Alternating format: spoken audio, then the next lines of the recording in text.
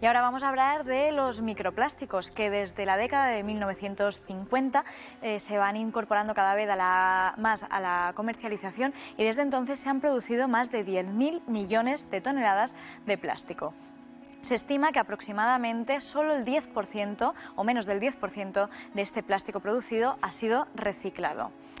Los microplásticos, que hablamos ahora mismo de ellos, tienen un tamaño, una fragmentación de esos plásticos más grandes de entre 1 micrómetro y 5 milímetros. Para que se hagan una idea, 1 micrómetro tiene el tamaño de una centésima parte del grosor de un cabello humano. Y estos microplásticos a veces se producen en cosméticos o en dentífricos, pero por lo general se trata de la fragmentación de objetos de plástico más grandes, como bien puedan ser las botellas o los neumáticos.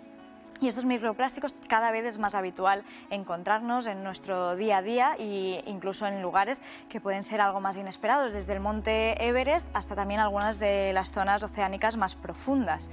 Y como se pueden imaginar, Aragón no queda exento de la presencia de esos microplásticos y hoy vamos a hablar de una investigación que ha llevado a cabo el Instituto Pirenaico de Ecología y vamos a hablar con Irene de la Parra, que se trata de la autora de este estudio preliminar que habla de la presencia de microplásticos tanto en algunos de los ibones de alta montaña como también en algunas de las lagunas más emblemáticas. Buenas tardes, Inés. Hola, Belén, muy buenas tardes. Bueno, queríamos preguntarte dónde encontramos esos microplásticos o en qué lugares los has encontrado y también de qué tipo son. Pues de momento hemos estudiado 5 ibones en el Pirineo, de los cuales hemos encontrado microplásticos en 2, en Estanés y en Marboré. Y luego hemos estudiado 4 lagunas que también recorren el resto de Aragón y hemos encontrado microplásticos en todas ellas. Predominantemente hemos encontrado pues, polietileno, polimetalcrilato, hemos encontrado poliéster y las partículas que hemos confirmado que son microplásticos suelen ser fragmentos o pellets que son partículas de tamaño redondeado. ¿Y se sabe de dónde pueden proceder estos microplásticos? Pues bueno, es un proyecto que financia el Gobierno de Aragón, que lo ha concedido recientemente, entonces todavía nos queda mucho recorrido por delante, pero en algunos casos, por las características de la cuenca, sí que pensamos que es más fácil la entrada de estos microplásticos pues directamente por el turismo que puede haber.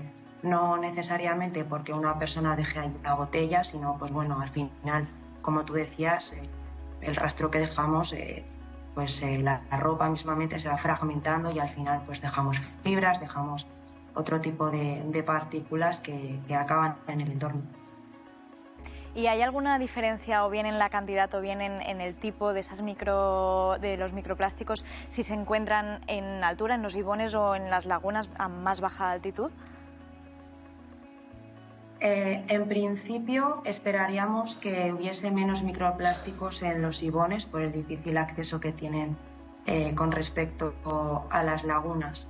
Sí que es verdad que nos ha sorprendido de momento, según los muestreos que hemos hecho en 2023, ha sido el ibón de Estanés el que más masa ha tenido, pues cerca de 100 miligramos por metro cúbico, que ha superado la concentración de otras lagunas. Sin embargo, las lagunas que no están a tanta altitud tienen más microplásticos, aunque sean de tamaño más pequeño. ¿Y qué efectos puede tener esa presencia de microplásticos en los ecosistemas? Todavía se desconoce porque el tema de los microplásticos en la investigación está en una fase muy preliminar. Hay grupos de investigación que están viendo cómo pueden afectar los aditivos que contienen estos microplásticos en determinados organismos, por ejemplo acuáticos, pero queda mucho recorrido para saber cómo puede afectar esto a algo tan grande como un ecosistema, aunque sea una pequeñita.